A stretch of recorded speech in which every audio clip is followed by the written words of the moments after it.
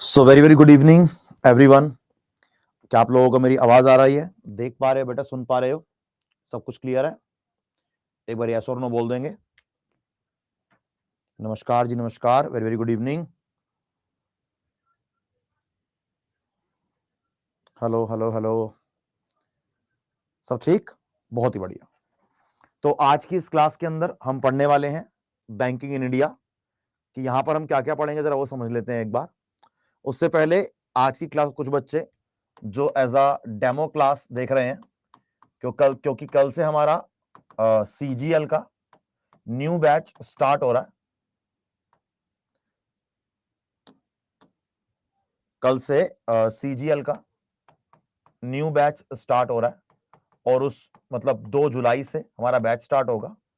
तो जो बच्चे डेमो देख रहे हैं इस क्लास को, तो क्लास के एंड में डिस्कस करूंगा कि कौन सा बैच आपको सीजीएल के लिए लेना चाहिए, यानी कौन सा बैच आपके लिए इंपॉर्टेंट रहेगा। ठीक है, तो चलिए फटाफट क्लास को स्टार्ट करेंगे भैया। यहां हमने पढ़ना है कि बैंक क्या होता है, भारत में बैंक्स की हिस्ट्री क्या है, बैंक्स कितने प्रकार के भारत के अंदर पाए जाते हैं, बैंक्स के फंक्शंस क्या होते हैं, और रिजर्व बैंक ऑफ इंडिया क्या काम करता है या उसका मेजर किस चीज से वो कंसर्न है। ठीक है, मनी मार्केट, कैपिटल मार्केट नहीं बेटा, मनी मार्केट कैपिटल मार्केट अभी नहीं हुई है। आप किसी भी एग्जाम की तैयारी कर रहे हो, आप चाहे एमटीएस की तैयारी कर रहे हो, आप चाहे सीजीएल की तैयारी कर रहे हो, ये क्लास आपके हर एग्जाम में काम आएगी और आपको क्लास अटेंड करके यही लगेगा कि हाँ यार, इस क्लास से तुम्हारे क्वेश्चन सीजीएल में, एमटीएस में, सीएचएसएल में डेफिनेटली आते ही हैं। ठीक है ना भैया? तो जल्दी से क्लास को स्टार्ट करेंगे, टाइम वेस्ट नहीं करेंगे क्लास के अंदर हम लोग। तो अगर हम पहले पहले पॉइंट पर आए कि what is the meaning of bank, कि बैंक क्या होता है, राइट? तो लेट्स स्टार्ट द क्लास।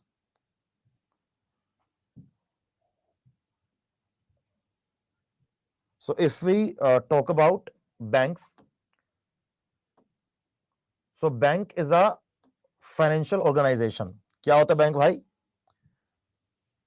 अगर हम पूछे कि what is the meaning of bank, तो bank is a financial organisation, कि बैंक एक वित्तीय संस्थान है। बैंक एक वित्तीय संस्थान है और हमारे देश में कोई भी अगर न्यू बैंक बनता है तो उसको बैंकिंग रेगुलेशन एक्ट, तो उसको बैंकिंग रेगुलेशन एक्ट 1949 के अंदर रजिस्टर करवाना पड़ता है। ठीक है, और यहीं पर यह भी लिखा हुआ है कि भारत के जितने बैंक्स हैं वो बैंकिंग रेगुलेशन एक्ट के अंतर्गत रेगुलेट करे जाते हैं। और इसी एक्ट में लिखा हुआ है कि भारत के जितने भी बैंक्स हैं वो आरबीआई के द्वारा रेगुलेट करे जाएंगे, यानी कि बैंक्स को लेके जो भी रूल्स और रेगुलेशंस बनाने हैं, all the rules will create by RBI only. ठीक है, and all the banks, the banking system regulated by Reserve Bank of India. Because what is RBI? RBI is our central bank, यानी कि RBI क्या बेटा हमारा? RBI sir हमारा केंद्रीय bank है। ठीक है दोस्त, ये पॉइंट है। साथ में बैंक्स का काम क्या होता है मेजरली? बैंक्स का काम होता है, बैंक्स की मेजरली अगर आपसे पूछो तो बहुत सिंपल सा काम है। ये आपका मानो आपका बैंक है, this is your bank, let's suppose this is your bank. ठीक है ना, ये आपका बैंक है। यहां पर इस बैंक का काम क्या है? बैंक आपके पैसे को डिपॉजिट करने का काम करता है, आपके पैसे को जमा करने का काम करता है, जहां पर आप अपनी सेविंग्स को संभाल कर रखते हैं। ठीक है ना, साथ साथ बैंक आपको लोन देने का भी काम करता है, आपको ऋण प्रोवाइड करता है, ऋण। ठीक है, तो आप में से किस किस का बैंक अकाउंट है? अभी आप में से किस किस का बैंक अकाउंट है? एनीवन आउट ऑफ यू, किसी का बैंक अकाउंट है?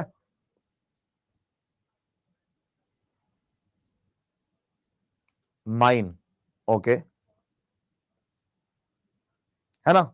जैसे मेरा एचडीएफसी के अंदर है, तो जब मैं एचडीएफसी के अंदर पैसों को जमा कराता हूं सेविंग अकाउंट में, तो हमें सेविंग अकाउंट पर बैंक इंटरेस्ट पे करता है।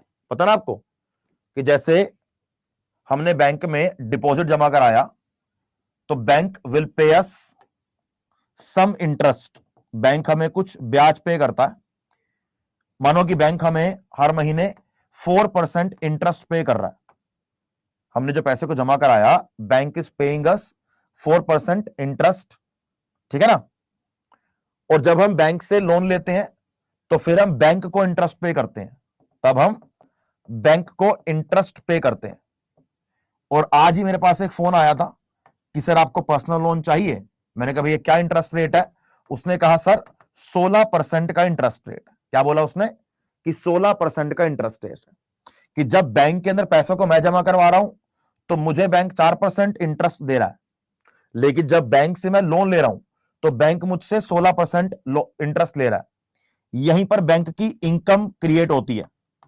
ये जो 16 में से मैं 4% को माइनस कर दूं, यही 12% बैंक की इनकम है।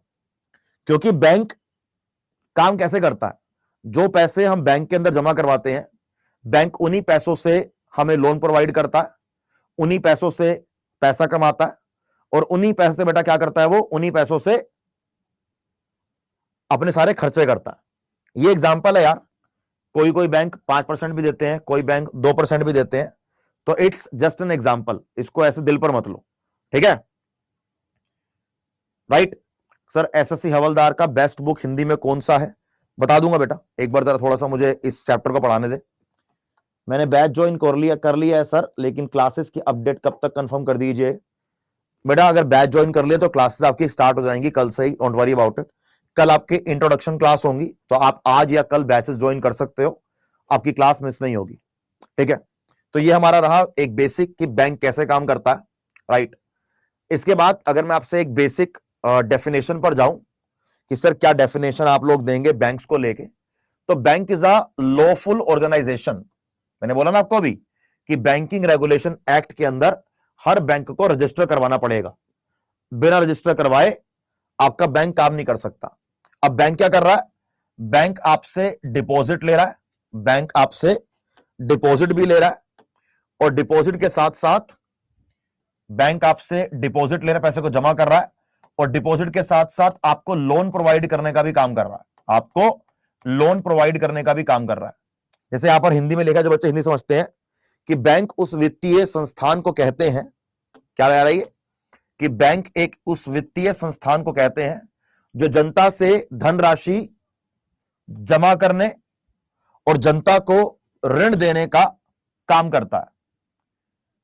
यानी कि यहां पर बैंक के पास you can deposit your money, plus bank also provide you loan to fulfil your financial requirements.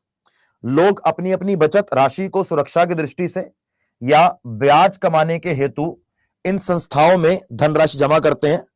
और देखो क्या होता है ना, हम जो बैंक के अंदर पैसों को जमा कर रहे हैं, हमारे दो ऑप्शन में वो होते हैं कि पैसे जमा क्यों कर रहे हैं। एक, हमारे पास एक्स्ट्रा पैसा, हम उसको सेव करना चाहते हैं। दूसरा, if bank is paying us some interest, so हमारा वहां पर मुद्दा है कि हम थोड़ा सा पैसा कमाएंगे उसके अंदर। लेकिन अगर मैं सेविंग अकाउंट की बात करूं तो सेविंग अकाउंट में ज्यादा पैसे कमाने का मुद्दा नहीं होता। हम पढ़ेंगे आगे अभी कि बैंक कैसे पैसे में देता, ठीक है। चलो, इसके बाद पढ़ेंगे हिस्ट्री ऑफ बैंकिंग, कि बैंकिंग की हिस्ट्री क्या है। तो जब मैं आपसे बैंकिंग की हिस्ट्री के बारे में बात करता हूं और थोड़ा समझने का हम ट्राई करते हैं कि भाई क्या हिसाब है, क्या सिस्टम है, तो इसमें कुछ कुछ चीजें हमें समझनी पड़ेंगी, कुछ चीजों को हमें जानना पड़ेगा, है ना भाई। तो जैसे एग्जाम में जो क्वेश्चन आता है मैं उसके अकॉर्डिंग कराऊंगा आपको। एक पॉइंट आता है कि फर्स्ट बैंक इन इंडिया, क्या आता है? First bank in India, bank of Hindustan. क्या बोल रहे हैं बेटा? बैंक ऑफ हिंदुस्तान 1770 में इस बैंक को स्टार्ट किया गया। जिसने स्टार्ट किया उस कंपनी का नाम था अलेक्जेंडर एंड कंपनी। क्या नाम था? अलेक्जेंडर एंड कंपनी, इस कंपनी का नाम था, ठीक है। ये पहला पहला बैंक है हमारा। हाँ जी बिल्कुल सही बोल रहे हो बेटा। सर मैंने एसएससी महापैक लिया है मगर मुझे टाइमिंग, एक बार बच्चे क्लास का ना, मुझे क्लास कराने दो, मैं आपकी सारी की सारी प्रॉब्लम्स को यहीं पर दूर कर दूंगा, लेकिन मुझे वाली क्लास कराने दो एक बार, ठीक है? क्योंकि अगर हम इस तरीके चीजों को वो करेंगे ना फिर दिक्कत हो जाएगी। तो हम लोग जानते हैं ना, जैसे अब अगर मैं आपसे बोलूं कि भाई बैंक, भारत में बैंक का एवोल्यूशन कैसे हुआ, कि एवोल्यूशन ऑफ बैंक्स के अंदर सर हम क्या पढ़ेंगे, या भारत में बैंकों का विकास कैसे हुआ। तो छोटी सी आपको कहानी सुनाना चाहूंगा इसके अंदर, मगर आपको याद हो तो, याद तो होगा कि आजादी से पहले एक तरफ हमारे देश में ब्रिटिशर्स थे और एक तरफ पूरा भारत यानी कि पूरा इंडिया था। अब हम लोग जानते हैं कि ब्रिटिशर्स इंडिया से टैक्स लिया करते थे, ब्रिटिशर्स इंडिया से कर लिया करते थे, राइट? तो जब ये टैक्स ले रहे हैं तो इंडिया वालों को लगता था कि हम जो इनको टैक्स पे कर रहे हैं, उस टैक्स पे करने के बाद हमारी जो प्रॉब्लम्स है, हमारी प्रॉब्लम्स को ये सारी सुनेंगे। लेकिन ब्रिटिशर्स तो भारत में प्रॉब्लम्स सुनने के लिए नहीं आए थे, वो सिर्फ अपना फायदा करने के लिए आए थे। क्या करने के लिए आए थे? अपना फायदा करने के लिए आए थे। अब लेकिन सारे इंडियंस इनके पास जा रहे हैं अपनी प्रॉब्लम्स को लेके, तो ये परेशान हो चुके हैं इस काम से। तो सारे अंग्रेजों ने बीच में बैठे एक बार, उन्होंने बोला चले एक काम करते हैं, हम भारत और ब्रिटिशर्स के बीच में ना कुछ बिचौलिएस बनाते हैं, कुछ ऐसी छोटी छोटी कंपनियां बनाते हैं जो अंग्रेजों के लिए काम करेंगी। उनका काम क्या होगा? उनको इंडिया वालों से टैक्स वसूल करना है, उनको इंडिया वालों से ब्रिटिशर्स के नाम पर टैक्स वसूल करना है। और जो टैक्स वसूल होगा, और जो भी टैक्स वसूल हुआ, वो टैक्स लाकर यहां पर जमा करा देना। किसके नाम पर? ब्रिटिशर्स के नाम पर। इंडिया वाले गाली किसको देंगे? ब्रिटिशर्स को देंगे। ब्रिटिशर्स ये काम करने के लिए इनको कुछ क्या पे करेंगे बेटा? इन्हें कुछ फीस पे करेंगे। मजे ही मजे, है ना? ये काम कई समय तक चल रहा है और ये सारी कंपनियां मेजरली इंडियंस इनके मालिक है। मान लो कि ये जमींदार हैं, ऐसे मान लो, ठीक है? तो इन्होंने इंडिया वालों को बोला कि भैया इनको टैक्स दो, ये ब्रिटिशर्स टैक्स मांग रहे हैं। तो कभी कभी सूखा पड़ गया, कभी बारिश से बाढ़ आ गई, तो एक बार सारे इंडियंस इनके पास गए, उन्होंने बोला कि देखो यार, आपकी बात सही है कि हमने अंग्रेजों को देना है, लेकिन अब तो सूखा पड़ गया, अब हम क्या करें, हमारे पास देने के लिए है ही नहीं। अगर हम सारा इनको दे देंगे तो हम क्या करेंगे? तो इन्होंने बोला कि तुम एक काम करो, इन कंपनीज ने इंडिया वालों को बोला कि तुम एक काम करो, तुम हमारे से लोन ले लो, अपने बिजनेस को बढ़ाओ, बिजनेस बढ़ जाएगा, पैसे कमाओगे, जो इनका बनता है इनको दे दो, बाकी तुम एंजॉय करो। तो इंडिया वालों ने कहा चलो ठीक है, ये भी करके देख लेते हैं। तो इन्होंने इंडिया वालों को लोन देना चालू किया, इन्होंने इंडिया को लोन देना चालू किया। जो लोग हमारे किसान थे या छोटे हमारे सॉरी बिजनेस ओनर थे, तो लोन देने पे इन्होंने क्या किया भैया, इनको अब लोन देंगे तो इनको ब्याज पे करना पड़ेगा। अब इंडिया वाले क्या कर रहे हैं? इंडिया वाले यहां से लोन ले रहे हैं, यानी कि जो हमारे छोटे बिजनेसमैन हैं, छोटे हमारे किसान हैं, इनको ब्याज दे रहे हैं और इनको टैक्स पे कर रहे हैं। तो ये एक सिस्टम चालू हुआ जिस सिस्टम ने चीजों को करना चालू किया। इस पूरे सिस्टम में क्या लगता है आपको कि सबसे ज्यादा मजे कौन ले रहा है? इस पूरे सिस्टम में पूरे मजे कौन ले रहा है? मुझे अब ये बताओ, क्या लगता है आपको? एनीवन आउट ऑफ यू जो मुझे बताना चाहे कि सर इस सिस्टम में तो ये बंदा मजे ले रहा है, इसी के सही मजे हैं सर, बाकी सब तो पागल है। हाँ जी, यहां पर देखो क्या हो रहा है ना, ब्रिटिशर्स को गालियां पड़ रही हैं, हमारे भारतीय इन्हें गालियां दे रहे हैं, इनको चुपचाप ब्याज दे रहे हैं, इन्हीं को टैक्स दे रहे हैं। तो सबसे ज्यादा मजा लिया जा रहा है इनके द्वारा। अब जैसे इस मजे की खबर ब्रिटिशर्स को लगी, तो ब्रिटिशर्स ने बोला कि भैया ऐसा है, हमारे होते हुए कोई और मजे नहीं ले सकता, सारे मजे हम लेंगे। तो इन बिचौलियों को तो एकदम से खत्म करना इंपॉसिबल था, लेकिन इन बिचौलियों को खत्म करने के लिए बैंक, इन्होंने क्या किया ब्रिटिशर्स वालों ने, इन्होंने भारत में 3 प्रेसिडेंसीज बैंक्स को लॉन्च किया, 3 प्रेसिडेंसीज बैंक्स को लॉन्च किया कि भैया काम करते हैं, हम जो काम ये कर रहे हैं ना, हम अपने 3 बैंक लॉन्च करते हैं। उन्होंने एक बैंक ऑफ कोलकाता, एक बैंक ऑफ कैलकाटा लॉन्च किया, एक बैंक ऑफ बॉम्बे लॉन्च किया और एक बैंक ऑफ मद्रास लॉन्च किया, एक बैंक ऑफ मद्रास लॉन्च किया। ठीक है, ये किया 1806 में, ये किया 1840 में और ये किया 1843 में। आपको याद होगा हम जैसे हिस्ट्री के अंदर भी कभी एडवेंट ऑफ यूरोपियंस या यूरोपियंस का आगमन पढ़ते हैं तो हमने देखा है कि पहले पहले उन लोगों ने बैंक ऑफ मतलब कैलकाटा के अंदर ही जाकर चीजों को स्ट्रॉन्ग करने का ट्राई किया, फिर वो बॉम्बे गए, फिर मद्रास गए, तभी उन्होंने गवर्नर जनरल ऑफ पहले बंगाल बनाया, फिर गवर्नर जनरल ऑफ इंडिया बनाया, है ना। पहले गवर्नर ऑफ बंगाल था जो सिर्फ बंगाल को देख रहा था, फिर गवर्नर जनरल ऑफ बंगाल बनाया जो तीनों को देख रहा था, फिर गवर्नर जनरल ऑफ इंडिया बनाया जो पूरे इंडिया को देख रहा था। अगर आपको बेसिक अपना हिस्ट्री का याद है तो, अगर पढ़ा है तो, नहीं पढ़ा तो कोई बात नहीं, यही होता है ना। तो उन्होंने इनको धीरे धीरे इन चीजों को कैप्चर करना चालू किया। तो ये हमारे 3 प्रेसिडेंसीज बैंक हमारे सामने बने।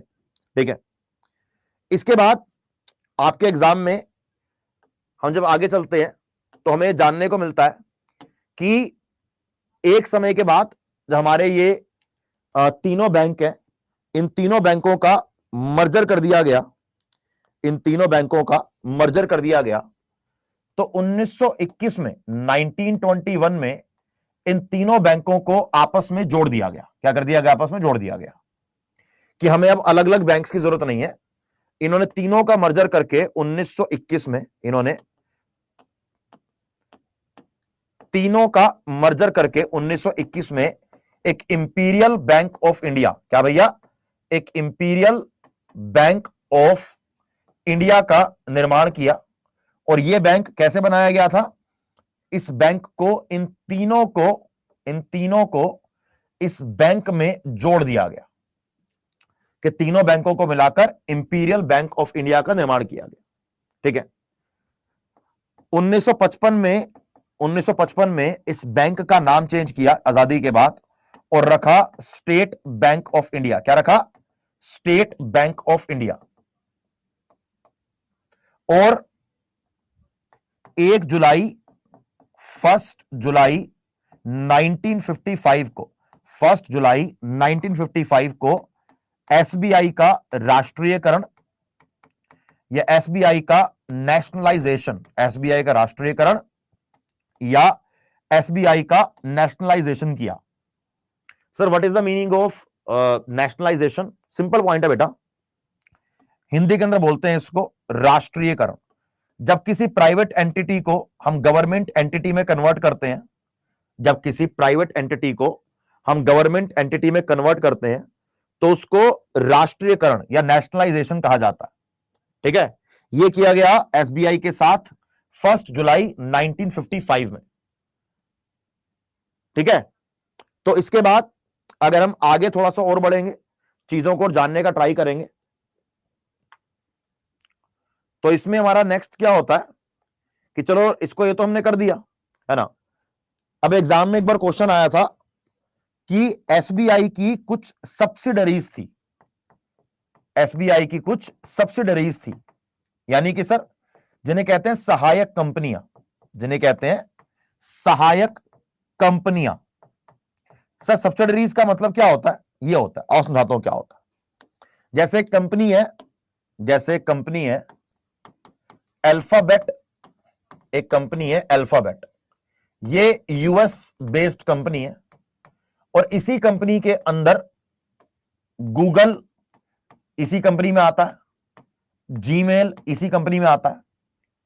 तो अल्फाबेट हमारी एक पेरेंट कंपनी है, अल्फाबेट हमारी एक पेरेंट कंपनी है और उसके नीचे छोटी छोटी जो कंपनी आती है बेटा वो हमारी सब्सिडरीज कंपनी है। जैसे मानकर चलो अगर हम टाटा ग्रुप्स का एग्जांपल लें, अगर हम टाटा ग्रुप्स का एग्जांपल लेते हैं तो टाटा ग्रुप्स हमारी एक पेरेंट कंपनी है और उसके नीचे जैसे हमारा टीसीएस हुआ, टाटा मोटर्स हुआ, फिर हमारा टाटा एनर्जी हुआ, है ना। तो जो भी टाटा की और कंपनीज होंगी ना वो सारी क्या है बेटा? वो सारी सब्सिडरीज है, वो सारी सब्सिडरीज है। तो सब्सिडरीज में और ब्रांच के अंदर फर्क होता है। सब्सिडरीज में और ब्रांच के अंदर फर्क हो, there is a difference between a subsidiary and a branch. जैसे एसबीआई की एक ब्रांच पुणे, एसबीआई की एक ब्रांच मानो कि आपकी दिल्ली में है, और दिल्ली में मानो एसबीआई की 150 ब्रांच है, तो वो 150 ब्रांचेस हैं, ठीक है। सब्सिडरी क्या होगा कि subsidiary is a individual company which works under the parent company, which works under the parent company, ठीक है। so TCS is an individual company, but if we connect और connection देखें दोनों का, so Tata Group is a parent company and TCS is a subsidiary of Tata Groups, ऐसा बोलेंगे हम, ठीक है। ये क्लास सीजीएल के लिए, हाँ बेटा ये क्लास सीजीएल के लिए, ये क्लास आपके सीजीएल के लिए भी है, ये क्लास आपके सीएचएसएल के लिए भी है, सीपीओ के लिए भी है, एमटीएस के लिए भी है, जीडी के लिए भी है, क्योंकि इकोनॉमिक्स हम पढ़ाते हैं सीजीएल लेवल की, मतलब मैं पढ़ाता हूं, कोई भी पढ़ाऊंगा सब्जेक्ट, आपको इकोनॉमिक्स पढ़ाऊं, पॉलिटी पढ़ाऊं, ज्योग्राफी पढ़ाऊं, मैं पढ़ाऊंगा आपको सीजीएल लेवल का, यानी कि उससे आपका सारा का सारा कवर हो जाएगा। और जो आपको मैं पढ़ा रहा हूं वो आपके स्टेट पीसीएस के अंदर भी काम आएगा। अगर आप यूपीएससी की तैयारी कर रहे हो, यूपीएससी में आपको मेरे लेक्चर्स के बाद एनसीईआरटी पढ़ने की जरूरत नहीं पड़ेगी, मैं आपको इतना पढ़ा देता हूं कि सारी चीजें कवर हो जाएंगी, ठीक है भैया। चलो, तो अब एग्जाम में क्वेश्चन आया था कि जो एसबीआई की सब्सिडरीज कंपनीज थी या सब्सिडरीज जो थी, जैसा आपने नाम सुना होगा कभी तो, कि SBI, state bank of Bikaner, state bank of Thiruvananthapuram, state bank of Patiala, state bank of Jammu and Kashmir, ये सारी एसबीआई की क्या है बेटा, सब्सिडरीज है। तो एग्जाम में क्वेश्चन आया कि एसबीआई की सब्सिडरीज का राष्ट्रीयकरण या इनका नेशनलाइजेशन कब किया गया, तो करेक्ट आंसर इज 1959। और ये क्वेश्चन आपके नन अदर देन सीजीएल में आया था, ये क्वेश्चन आपके नन अदर देन सीजीएल में आया था, ठीक है। बात समझ आई क्या कहना चाह रहा हूं, ये नहीं समझ आई? उसके बाद 2017 में, उसके बाद 2017 में एसबीआई और जो एसबीआई की सब्सिडरीज हैं, क्या बेटा, सब्सिडरीज हैं, इनका क्या कर दिया गया, इनका मर्जर कर दिया गया, और इन सभी को एक कॉमन नाम दिया गया, that is state bank of India, that is state bank of India. अब एसबीआई की कोई भी सब्सिडरीज नहीं है ना, अब सिर्फ और सिर्फ स्टेट बैंक ऑफ इंडिया, सिर्फ और सिर्फ स्टेट बैंक ऑफ इंडिया। एक महिला बैंक स्टार्ट किया गया था 2017 में एसबीआई के अंदर, उस महिला बैंक को भी जोड़ दिया गया था, उस महिला बैंक को भी 2017 में एसबीआई के साथ जोड़ दिया गया था, और उसको भी स्टेट बैंक ऑफ इंडिया का नाम दिया गया था, ठीक है। तो 1955 में एसबीआई का राष्ट्रीयकरण हुआ, और 1959 में एसबीआई की सब्सिडरीज का राष्ट्रीयकरण हुआ। 2017 में एसबीआई, उसकी सब्सिडरीज और महिला बैंक को जोड़कर एक ही नाम दिया गया, स्टेट बैंक ऑफ इंडिया। बेटा क्या हो गया, यहां पर मर्जर हो गया, क्या हो गया, यहां पर मर्जर हो गया, मर्जर। सर ये डेट याद कैसे रहेंगी बेटा, ये डेट याद रहेंगी कैसे, रिवाइज करके, बार बार रिवाइज करके, ठीक है। चलो, तो हमने यहां पर ये सारा कवर कर लिया, हमने यहां पर ये सारा कवर कर लिया। दो चार पॉइंट्स एग्जाम में बेटा आपके और भी आते हैं, अगर हम समझने का थोड़ा सा ट्राई करें। यार देख, अगर कोई एग्जाम की तैयारी कर रहे हो तो कुछ डिफिकल्टी का सामना तो करना पड़ेगा यार। आप बोलो कि सर सब कुछ आसानी से हो जाएगा, ये तो बच्चे हो नहीं पाएगा, है ना। तो एग्जाम में क्वेश्चन आता है कि first complete Indian bank, first complete Indian bank. अब एग्जाम में यह क्वेश्चन आता है, पहली बात तो बच्चों को इसका मतलब नहीं पता। इसका मतलब यह है कि इसके जो ओनर्स हैं वो भी इंडियन थे, और इसमें जो वर्कर है वो भी इंडियन थे, कि अंग्रेजों के समय ऐसा एक बैंक बनाया गया जिसके ओनर्स और उसके वर्कर्स दोनों इंडियन है। तो किसकी बात कर रहा हूं मैं, we are talking about Punjab National Bank. 1894 में लाहौर में पीएनबी का निर्माण किया गया, और इसके जो फाउंडर थे बेटा, उनका नाम था लाला लाजपत राय, लाला लाजपत राय और लाला दयाल सिंह, लाला लाजपत राय और लाला दयाल सिंह इनके क्या थे बेटा, इनके फाउंडर थे। 1894 में लाहौर में इनका क्या किया गया था, क्या किया गया था, स्थापना करी गई थी। फिर एग्जाम में आता है फर्स्ट स्वदेशी बैंक, फिर एग्जाम में आता है फर्स्ट स्वदेशी बैंक, एग्जाम में ये क्वेश्चन आता है। तो अगर आपको याद हो तो 1905 से लेकर 1911 में एक आंदोलन चलाया गया देश में। Anyone out of you can tell me, कि आप में से को बताना चाहेगा मुझे कि 1905 से लेकर 1911 तक कौन सा मूवमेंट चलाया गया भारत के अंदर? आपने हिस्ट्री का अगर बेसिक पढ़ा हो, अगर किसी को याद हो तो वेरी गुड। तो 1905 से लेकर 1911 में स्वदेशी आंदोलन चलाया गया था। स्वदेशी आंदोलन का मतलब था कि हम अंग्रेजों की कोई भी चीज यूज नहीं करेंगे। क्या था? बॉयकॉट ऑफ फॉरेन गुड्स, विदेशी वस्तुओं का बहिष्कार, यही तो था ना हमने। तो विदेशी वस्तुओं का बहिष्कार करते करते हमारे लोगों ने बोला कि जब हम विदेशी कोर्ट में नहीं जा रहे हैं, विदेशी स्कूलों में, कॉलेजेस में नहीं जा रहे हैं, तो हम विदेशी बैंक को यूज करेंगे। तो वहां पर एक कमर्शियल बैंक का निर्माण किया गया, वहां पर एक कमर्शियल बैंक का निर्माण किया गया जो कंप्लीटली इंडियंस के द्वारा स्टार्ट किया गया था, और जो स्वदेशी बैंक के अंतर्गत चालू किया गया, स्वदेशी आंदोलन के अंदर चालू किया गया, वो बैंक था सेंट्रल बैंक ऑफ इंडिया। वो बैंक था सेंट्रल बैंक ऑफ इंडिया, जिसे कहते हैं शॉर्ट टर्म में सीबीआई। 1911 में इस बैंक को स्टार्ट किया गया था। 1911 में इस बैंक को स्टार्ट किया गया था। तो एग्जाम में अगर क्वेश्चन आ जाए which bank is known as first स्वदेशी बैंक, तो आपका आंसर होगा बेटा, क्या आंसर होगा मेरे भाई? आपका आंसर होगा सेंट्रल बैंक ऑफ इंडिया। अब आता है एग्जाम में कि किसके द्वारा सेंट्रल बैंक ऑफ इंडिया की स्थापना करी गई? फिरोज शाह मेहता के द्वारा। फिरोज शाह मेहता के द्वारा इनकी स्थापना करी गई थी। क्या करी गई थी? इसकी स्थापना करी गई थी, राइट। अब एग्जाम में आता है फर्स्ट पब्लिक सेक्टर बैंक और फर्स्ट कमर्शियल बैंक। क्या आता है? थोड़ा सा एक्स्ट्रा एक जगह ले लेते हैं, है ना, होश पोश नहीं होना चाहिए।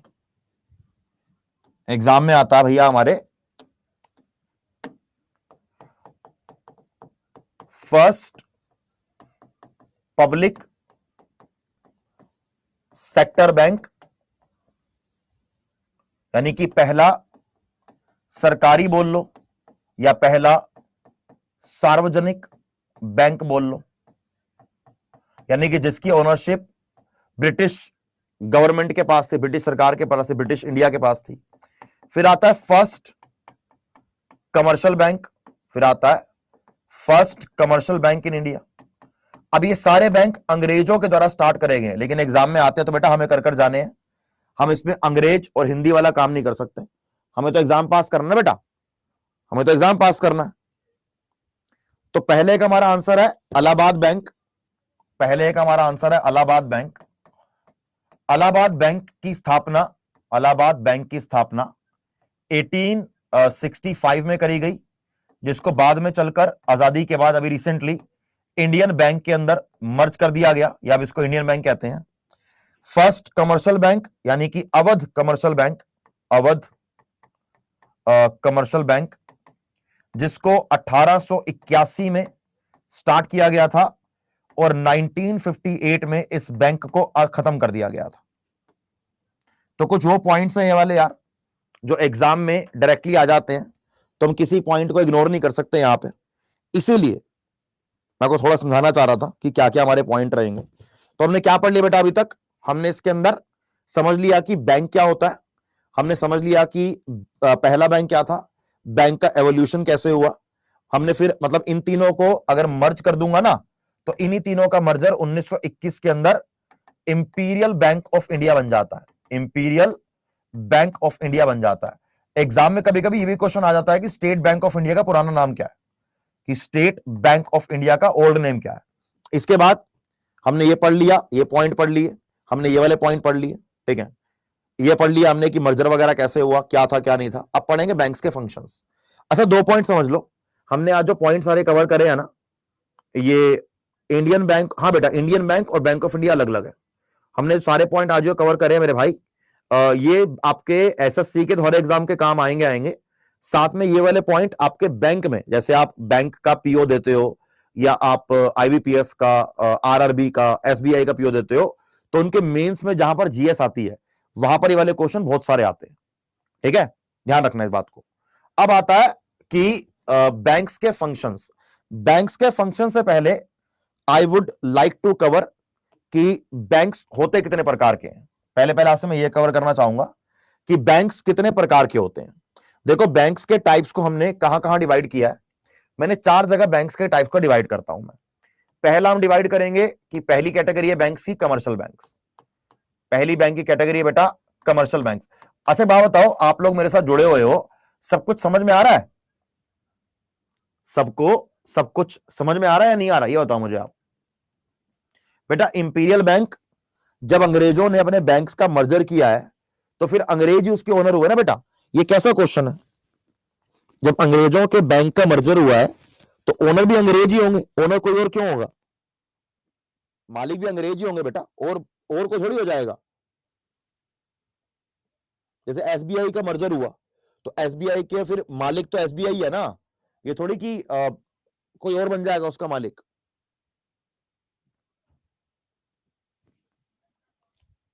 आ रहा समझ? वेरी गुड, समझ आना बहुत जरूरी है। चलो, तो जैसे ये हो गया हमारा। सेकंड कैटेगरी हमारी होती है कोऑपरेटिव बैंक्स की। सेकंड हम बात करते हैं कोऑपरेटिव बैंक्स की। उसके बाद हम जब आगे चल के बात करते हैं कोऑपरेटिव बैंक्स के बाद, फिर यहां पर हमारे 2 बैंक्स जुड़ते हैं। एक थर्ड नंबर का हमारा बैंक होता है small finance bank, small finance banks, और एक हमारी इसी के अंदर कैटेगरी होती है पेमेंट बैंक, पेमेंट बैंक्स, ठीक है। Small finance bank, payment banks, इनको डिफरेंशिएटेड, इनको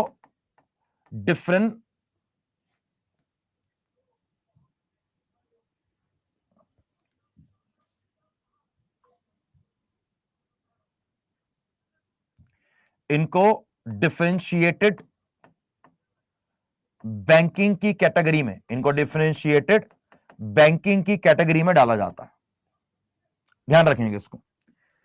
इसके बाद कमर्शियल बैंक्स को 4 भागों में डिवाइड किया जाता है।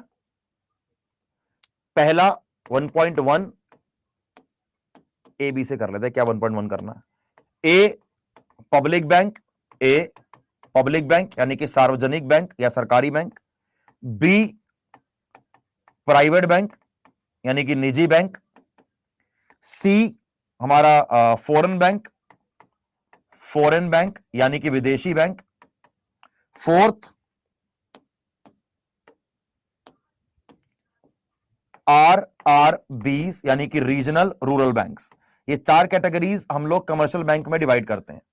इसके बाद अगर हम बात करें कोऑपरेटिव बैंक्स की, तो कोऑपरेटिव बैंक्स 2 तरीके से डिवाइड होता है। एक होता है हमारा अर्बन कोऑपरेटिव बैंक्स, ठीक है। एक होता है हमारा रूरल कोऑपरेटिव बैंक्स। ये 2 इसके तरीके से इनको डिवाइड किया जाता है, अर्बन कोऑपरेटिव में, रूरल कोऑपरेटिव में, ठीक है। अब इसके बाद हमने इन सब के बारे में 1 2 3 4 5 6 7 8 हमने इनके बारे में एक एक करके समझना है। लेकिन आपको मैं इससे पहले यह समझाना चाहूंगा कि हमारे बैंक्स के फंक्शंस क्या होते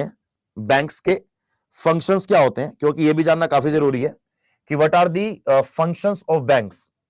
क्या आप में से कोई मेरा इसके अंदर साथ देना चाहेगा कि बैंक्स के फंक्शंस क्या क्या होते हैं? मैं चाहता हूं कि आपकी तरफ थोड़ा आंसर आए इनके एग्जाम्पल के साथ। 8 के 8 बैंक्स का मीनिंग और एग्जाम्पल आपको समझाया जाएगा, लेकिन पहले बात करेंगे फंक्शंस की। मेरी क्लास में एक भी चीज ऐसे काम चलाओ नहीं होती है, पूरा समझाया जाएगा डिटेल में, आपको लगेगा मजा आ जाएगा कि हाँ भैया समझा के गया कोई आदमी। हाँ जी बोलो, जल्दी बोलो बेटा। जिन बच्चों ने क्लास लेट ज्वाइन करी है बेटा, और जो बैच में हैं उनको तो पीडीएफ इसकी मिल जाएगी या रिकॉर्डेड आपको मिल जाएगा, लेकिन डेमो वालों को बेटा नहीं मिल पाता है ना, ये फंक्शन नहीं है मेरे ख्याल से, राइट। पैसा जमा लेने देने, एक्सेप्ट डिपॉजिट्स, प्रोवाइड लोन्स। 7 से 8 बेटा मेरी क्लास 7 से 8 होती है, एक बार ये टॉपिक करा लूं, समझा दूंगा कि कौन सा बैच लेना है और क्या टाइमिंग है, कौन कौन क्या क्या पढ़ाएगा, डोंट वरी अबाउट इट। चलो, तो बैंक्स के फंक्शंस को मेजरली दो जगह डिवाइड किया गया। बैंक्स के जो हमारे फंक्शंस हैं उनको हम मेजरली दो तरीके से डिवाइड करते हैं। पहले हमारे होते हैं primary functions. First we talk about primary functions कि जो हमारे प्राथमिक कार्य हैं किसी बैंक के, और फिर हम डिवाइड करते हैं इसके बाद इसको सेकेंडरी फंक्शंस में कि बैंक के जो प्राइमरी के बाद सेकेंडरी फंक्शंस बच जाते हैं। इनकी बात हम लोग बाद में करेंगे। Let's talk about primary functions first. Primary functions में दो काम होते हैं, एक डिपॉजिट, पैसों को जमा करने का काम, दूसरा लोन देने का काम। दूसरा लोन देने का काम। लोन देने को मेजर कैटेगरी में कहते हैं एडवांस देना। क्या बोलना बेटा? एडवांसेस। एडवांसेस का भी बैंक का मतलब यही होता है कि हम लोन प्रोवाइड कर रहे हैं, राइट। डिपॉजिट्स अब दो प्रकार के होते हैं,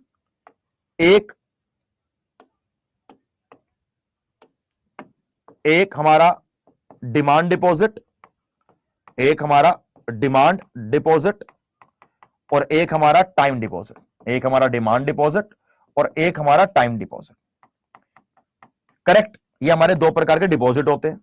फिर यहां पर अगर आज मैं लोन की बात करूं, एडवांस की बात करूं, तो यहां पर तीन प्रकार के डिवाइड कर लो कि नॉर्मली लोन प्रोवाइड करना, किसी को क्रेडिट कार्ड प्रोवाइड करना, किसी को क्रेडिट कार्ड प्रोवाइड करना, और ओवरड्राफ्ट की फैसिलिटीज अपने कस्टमर्स को देना। ओवरड्राफ्ट की फैसिलिटीज अपने कस्टमर को देना, ये आपके मेजर फंक्शंस है किसी बैंक के, ठीक है। इसके बाद जब मैं आगे चल के बात करूंगा आपसे, हम आगे वाले पॉइंट को समझने का ट्राई करेंगे कि भाई इसके अंदर हमारा क्या है सेकेंडरी फंक्शंस में। तो सेकेंडरी फंक्शन भी आसान है समझना, मुश्किल नहीं है इसमें। जैसे किसी बैंक्स में आप जाते हो, है ना, बैंक आपको लॉकर फैसिलिटी प्रोवाइड करता है। बैंक आपको लॉकर फैसिलिटी प्रोवाइड करता है कि हमारे बैंक में आप लॉकर ओपन कर सकते हो, है ना, बैंक हमारे आप लॉकर ओपन कर सकते हो। साथ साथ जैसे पीरियोडिक पेमेंट, जैसे पीरियोडिक पेमेंट कि जैसे आपने कोई गाड़ी ली है या आपने कोई घर लिया है, आपने कोई लोन लिया है, आपने किसी की ईएमआई पे करनी है, तो आपने सेट कर दिया कि मेरे बैंक से 4 तारीख को ये ईएमआई इस जगह शिफ्ट हो जानी चाहिए। तो बैंक का फंक्शन हुआ ना बेटा वो वाला। तो वैसे काम होता है। जैसे मानो कि आपने वाटर बिल आपने यहां पर डाल दिया कि इस डेट को मेरा वाटर बिल चला जाए, इलेक्ट्रिसिटी बिल आपने डाल दिया कि इस दिन को मेरा इलेक्ट्रिसिटी बिल चला जाए। तो पीरियोडिक जो पेमेंट हो रही है एक पर्टिकुलर पीरियड पर, हर महीने दर महीने हम जो पेमेंट कर रहे हैं ना बेटा, वो सारा इसमें हो जाता है। साथ साथ कुछ कुछ बैंक आपको इंश्योरेंस प्रोवाइड करते हैं, कुछ कुछ बैंक आपको इंश्योरेंस प्रोवाइड करते हैं, तो आपका वो सेकेंडरी फंक्शन में आ जाएगा। अच्छा, एक टर्म होती है, अगर आपने कभी सुना हो तो, आप में से कोई बैंक्स की तैयारी कर रहा है? आप में से कोई बैंक के एग्जाम की तैयारी कर रहा है कोई आप में से ऐसा?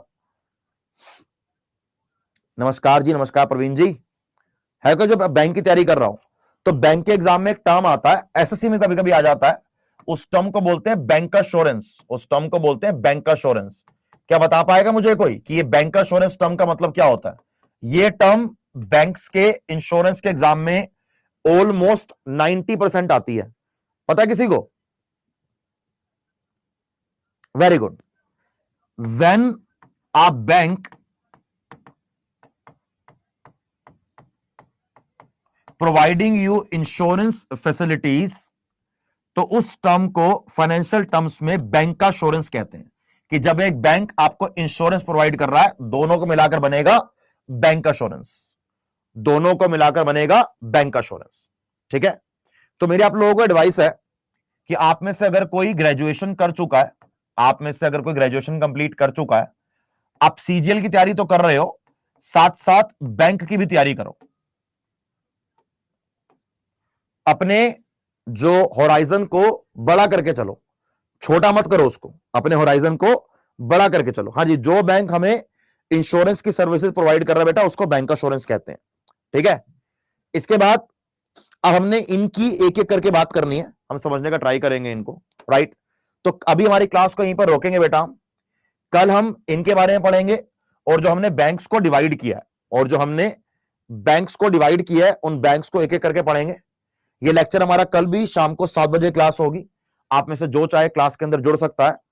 अब मैं थोड़ी बात करूंगा हमारे बच्चे, जो बच्चे इस क्लास को एज अ डेमो देख रहे हैं, अगर आप क्लास को डेमो देख रहे हो, आपकी ग्रेजुएशन अगर कंप्लीट हो चुकी है और आप एसएससी अगर सीजीएल की तैयारी कर रहे हो, आप भी अगर 17,727 में से एक नौकरी पाना चाहते हो, पहली बात तो ये समझ लो कि इस बार जो ये वैकेंसी आई है, ये वैकेंसी लास्ट ईयर के मुकाबले डबल से ऊपर है। तो आपके लिए ये एक जबरदस्त अपॉर्चुनिटी है, पहला पॉइंट तो ये हुआ। अब आप में से कोई बच्चा अगर हमारे साथ जुड़कर एसएससी सीजीएल की तैयारी करना चाहता है और आप चाहते हो कि मैं आपको एक ऐसा बैच सजेस्ट कर दूं जो आपके काम में आ जाए, जिन्होंने महापैक ले लिया सीजीएल का, वेरी गुड। जिनके पास एसएससी का महापैक है, वेरी गुड, कोई दिक्कत की बात नहीं है। और दूसरी चीज, आपको जो मैंने आज क्लास के अंदर पढ़ाया है, उस क्लास के अंदर आपको जैसे मैंने कुछ नोट्स मैंने लिखे हैं और कुछ नोट्स आपको ऑलरेडी यहां पर लिखे हुए हैं, है ना। तो ये मत सोचना कि आपको सिर्फ यही मिलेगा, आपको पीडीएफ पे जो मेरे द्वारा नोट्स बनाए जा रहे हैं वो भी आपको मिलेंगे पीडीएफ के अंदर, जिससे कि आपको इजी हो सके, ठीक है। तो अब मैं आपको एक ऐसा बैच सजेस्ट करने वाला हूं जहां पर आपको सीजीएल की पूरी तैयारी कराई जाएगी, और मैं आपको सजेस्ट ये करूंगा कि इस बैच के अंदर आप जुड़ जाओ। आपके पास एप्लीकेशन है, एप्लीकेशन से आप एसएससी में जाइए और सीजीएल पे क्लिक करो। हमारे पास दो ऑप्शंस हैं, या तो आप सिर्फ सीजीएल के बैच में जुड़ सकते हो या आप सीजीएल के महापैक में जुड़ सकते हो। अगर आप मेरी मानो as a faculty, as a elder brother, क्योंकि मैं तो बच्चों के साथ यार कभी एक फैकल्टी की तरह बिहेव करता ही नहीं हूं, सारे मेरे छोटे भाइयों की तरह, बहनों की तरह, कोई दिक्कत नहीं है उसमें, ठीक है। तो ये हमारा एक बैच है, अगर इस बैच से आप लोग जुड़ जाते हो, ये 2 जुलाई से बैच चालू हो रहा है, इसलिए क्लास डेमो चल रही है आज, क्योंकि कल बैच चालू है। तो जो जो चाहे इस बैच में जुड़ सकता है। पहली बात यह है कि इस बैच के अंदर सर मिलेगा क्या क्या। इस बैच के अंदर बेटा खास बात क्या आपको पहले बता देता हूं मैं, फिर डिसाइड करना है कि आपको चाहिए कि नहीं चाहिए। आपको सीजीएल के लिए इसके अंदर टीयर 1 और टीयर 2 दोनों की तैयारी आपको इसके अंदर करवा दी जाएगी। यानी कि इसके अंदर आपको जीएस की क्लास मिलेगी, रीजनिंग की मिलेगी, आपको इसके अंदर इंग्लिश की मिलेगी, आपको मैथ की मिलेगी, और बेटा इसके अंदर आपको कंप्यूटर्स भी कवर कराया जाए, क्योंकि आपके टीयर 2 में कंप्यूटर भी आता है।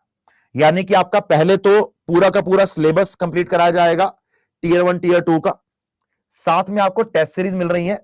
ये टेस्ट सीरीज में आपको प्रीवियस ईयर पेपर दिए गए हैं, टीयर 1 के प्रीवियस पेपर दिए गए हैं, और आपको 800 से भी ज्यादा टीयर 1 और टीयर 2 के पेपर दिए गए हैं। साथ में आपको इसके अंदर टीयर 2 के अलग दिए गए हैं। यानी कि सिलेबस तो कंप्लीट होगा, यानी कि भैया सिलेबस तो कंप्लीट होगा, सिलेबस के साथ साथ आपको जो टेस्ट सीरीज मिलेगी, टेस्ट सीरीज भी टीयर 1 और टीयर 2 आपको दोनों के मिल जाएगी। यानी कि इसके अलावा आपको कुछ और लेने की जरूरत नहीं है। और एक बात आपको और समझाता हूं कि अगर आप हमारे साथ सीजीएल के बैच में जुड़ जाते हो, तो इस एक बैच से आपके एसएससी के जितने भी एग्जाम्स हैं, सारे के सारे एग्जाम्स आपके कवर हो जाएंगे, क्योंकि जितने भी एसएससी एग्जाम करवाती है सीजीएल से एक लेवल कम ही करवाती है। ये बात तो क्लियर है ना।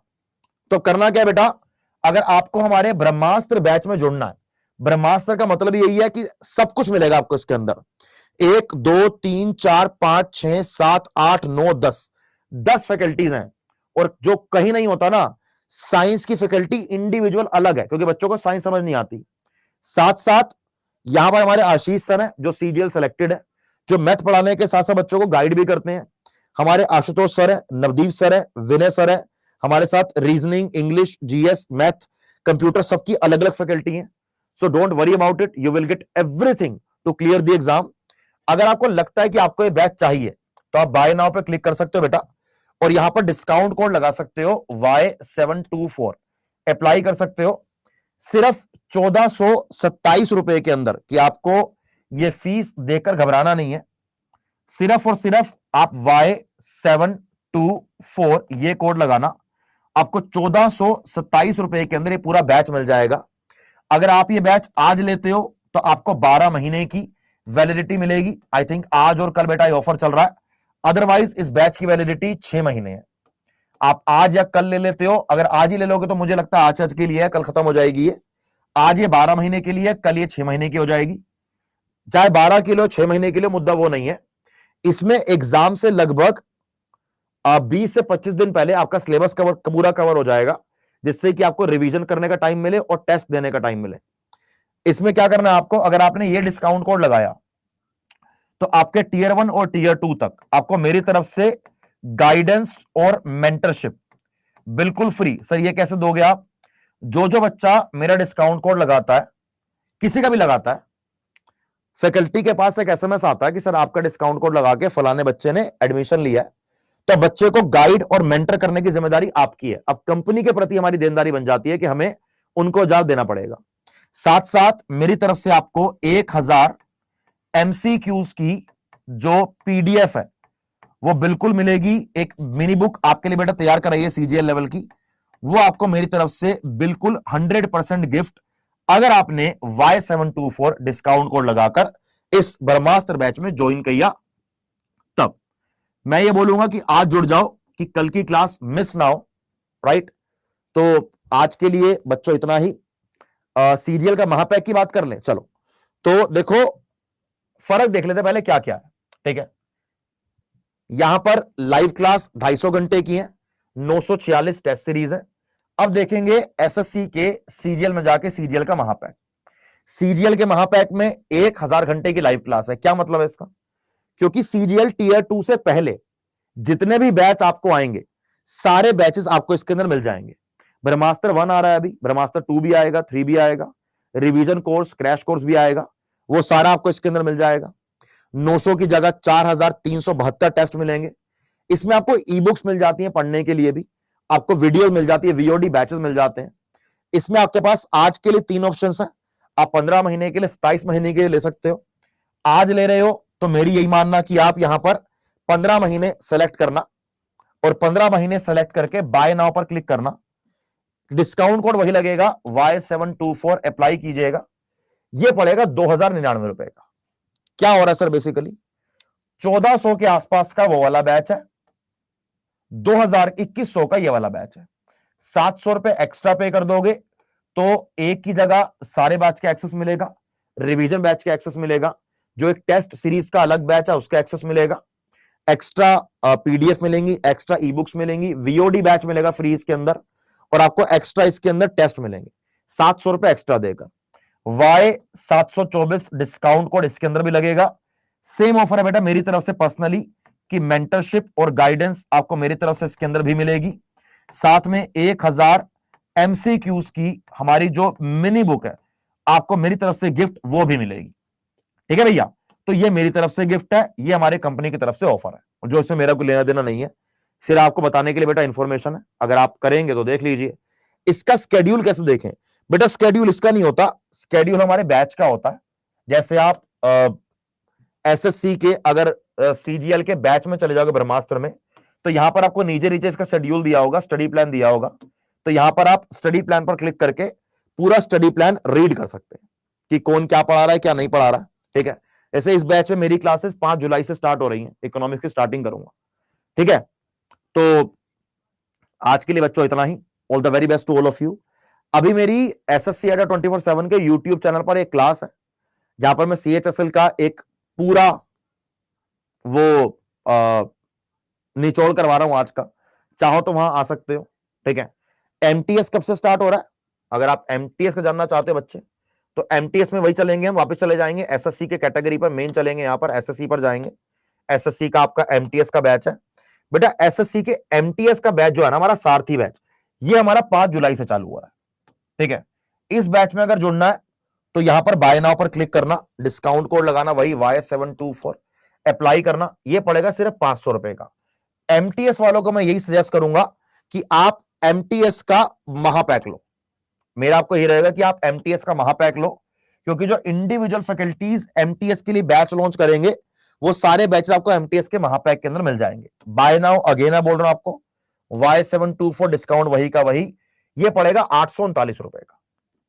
ठीक है भैया? तो जो बैच करना हो ना आपने डिस्काउंट कोड क्या लगाना है? आपने डिस्काउंट कोड लगाना है Y724। तो आज के लिए बच्चों इतना ही। मेरे साथ जुड़ने के लिए जीएस बाय साहिल मदान, मेरा यहां पर मेरा चैनल है बेटा, वहां पर आप जुड़ सकते हो, जो डाउट हो पूछ सकते हो, आपकी पूरी हेल्प करी जाएगी। तो यहीं पर क्लास को रोकूंगा बच्चे। आई होप कि क्लास के अंदर आपको मजा आया हो। चलिए, जय हिंद।